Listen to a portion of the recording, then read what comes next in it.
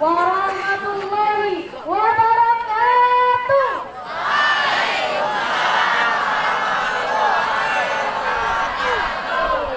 Alhamdulillah, alhamdulillahirabbil alamin wa bihi nasta'inu ala umuri dunya waddin. Wassalatu wassalamu ala asrafil anbiya wal mursalin wa ala alihi wa sahbihi wa sallim ajma'in. Amma ba'du. Yang saya hormati Ibu Kepala Sekolah, Dewan Guru, dan teman-teman siswa-siswi SMP Negeri 1 Banyuwangi 3. Alhamdulillah, puji dan syukur atas kehadiran Allah Subhanahu wa taala, Tuhan semesta alam yang karena rahmat hidayahnya lah kita dapat berkumpul di tempat yang insyaallah mulia dan diridhoi ini dalam keadaan sehat walafiat. Salawat serta salam yang selalu tercurah limpahkan kepada junjungan kita, manusia terbaik sepanjang zaman. Siapa lagi kalau bukan Nabi Agung Nabi Muhammad Sallallahu Alaihi Wasallam beserta keluarga dan sahabatnya. Semoga kita mendapatkan syafaatnya di yaumil akhir nanti. Amin, amin, ya rabbal alamin. Hadirin rahimakumullah. Pada kesempatan kali ini, untuk beberapa menit ke depan, izinkanlah saya menyampaikan sedikit ilmu berkaitan dengan 1 Muharram. 1 Muharram merupakan hari pertama dalam tahun Hijriah di dalam kalender Islam. Hari ini merupakan hari yang sangat istimewa bagi umat muslim di seluruh dunia. Mengapa? Karena tepat pada tanggal 1 Muharram terjadi peristiwa hijrahnya Nabi Muhammad SAW dari kota Mekah ke kota Madinah Al-Munawwarah. Sedikit cerita ya. Yang mulai memasuki kota Madinah, penduduk Madinah yang bernama kaum Ansor menyanyikan sebuah syair. Mari kita lantunkan syair itu bersama-sama. Wahid Istin Salasa Qala al-badru alaina min saniyadil wada wajaba syukru alaina mada'ani lillahi da ayyuhal mab'usyu fi'na ji'ta bil amril muta' ji'ta syarrafatal madinah marhaban ya khairada. Allahumma salli ala sayyidina Muhammad wa ala ali sayyidina Muhammad. Artinya berpindah dari tempat ke tempat yang lebih baik lagi. Dengan kata lain, hijrah artinya merubah diri menjadi lebih baik lagi. Bulan Muharram merupakan salah satu bulan yang suci dan salah satu bulan istimewa di antara bulan-bulan lainnya. Maka dari itu, kita harus kembali dan mendekatkan diri kepada Allah.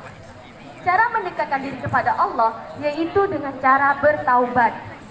Barangkali kita sering mendengar bahwa pintu ampunan terbuka lebar bagi mereka yang ingin bertaubat. Tapi, bagaimana sebenarnya dengan taubat itu sendiri? Bagaimana cara melakukannya? Dan bagaimana agar kita terhindar dari maksiat? Ada yang tahu? Mari simak baik-baik. Makna taubat adalah kembali dari jalan yang salah menuju jalan yang benar. Orang yang bertaubat harus memenuhinya dengan 4 hal. Apa saja hal itu? Yang pertama adalah menyesali perbuatan dosa yang pernah ia lakukan. Menyesali perbuatan dosa yang pernah ia lakukan merupakan salah satu jalan menuju pintu taubatnya Allah Subhanahu wa taala. Yang kedua, berjanji untuk tidak mengulanginya. Orang yang ingin bertaubat harus berusaha dan berjanji agar dirinya tidak jatuh pada kesalahan yang sama dan terus meningkatkan amal ibadah. Yang ketiga adalah memperbanyak istighfar. Bagaimana bunyi istighfar? Dan yang keempat adalah memperbanyak amal soleh. Hadirin rahimakumullah, berkaitan dengan taubat, Imam Al-Ghazali dalam kitab Ihya Ulumuddin mengemukakan 8 ciri utama orang yang bertaubat. Yang pertama, barang siapa yang mengaku bertaubat tetapi ia tidak mau menuntut ilmu, maka dia bukanlah orang yang sebenar-benarnya ingin bertaubat. Yang kedua, barang siapa yang mengaku bertaubat tetapi ia tidak mau meningkatkan amal ibadahnya, maka dia bukanlah orang yang sebenar-benarnya ingin bertaubat. Ketiga, barang siapa yang mengaku bertaubat tetapi ia tidak mau memaafkan musuh-musuhnya, maka dia bukanlah orang yang sebenar-benarnya ingin bertaubat.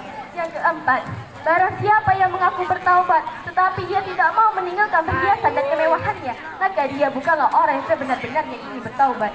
Yang kelima, barang siapa yang mengaku bertaubat, tetapi ia tidak mau meninggalkan teman dengan pergaulan yang buruk, maka dia bukanlah orang yang sebenar-benarnya ingin bertaubat. Yang keenam, barang siapa yang mengaku bertaubat, tetapi ia tidak mau mengubah akhlak yang buruk, maka dia bukanlah orang yang sebenar-benarnya ingin bertaubat. Yang ketujuh, barang siapa yang mengaku bertaubat, tetapi ia tidak mau merapikan tempat tidur dan selimutnya, maka dia bukanlah orang yang sebenar-benarnya ingin bertaubat. Maksud dari tidak mau merapikan tempat tidur dan selimutnya adalah orang yang malas. Maka orang yang malas bukanlah orang yang sebenar-benarnya ingin bertaubat.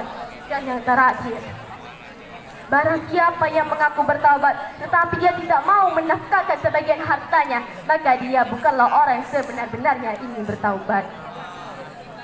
Bagi siapapun yang mampu membuktikan 8 hal ini, maka dia adalah orang yang sebenar-benarnya ingin bertaubat.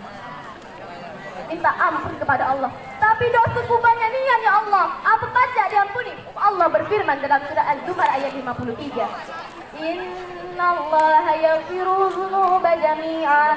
Sungguhnya Allah mengampuni dosa-dosa hambanya. Tapi aku pernah syirik ya Allah, jami'a. Tapi aku pernah durhaka kepada orang tua ya Allah, jami'a. Tapi aku pernah menghatikan anak yatim ya Allah, jami'a. Tapi aku pernah mencuri ya Allah.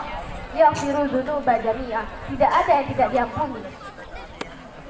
Mari teman-teman, kita harus bertaubat. Siapa di sini yang masih pacaran? Ada yang mau 1732? Ada apa? Al-Isra ayat 32. Bagaimana bunyinya? Wala taqrabuz zina innahu kana fahisha wa sa'a sabila. Janganlah kamu mendekati zina, karena zina adalah perbuatan yang buruk dan suatu jalan yang tinggi. Yang masih malas beribadah, tingkatkan lagi ibadahnya, karena tidak ada kata terlambat untuk memperbaiki diri meski dosamu seluas bumi. Ingat kata-kata ini. Allah itu benci dosa, bukan benci pendosa. Semoga kita selalu dalam lindungannya Allah Subhanahu wa taala dan segera mendapatkan hidayahnya. Amin amin ya rabbal alamin. Hadirin rahimakumullah. Cukup sekian dapat saya sampaikan, semoga bermanfaat bagi kita semua. Lebih kurang saya mohon maaf, kepada Allah saya selalu mohon ampun. Hadza kuntumni, syukran jazilan ala ihtimamikum. Wassalamualaikum warahmatullahi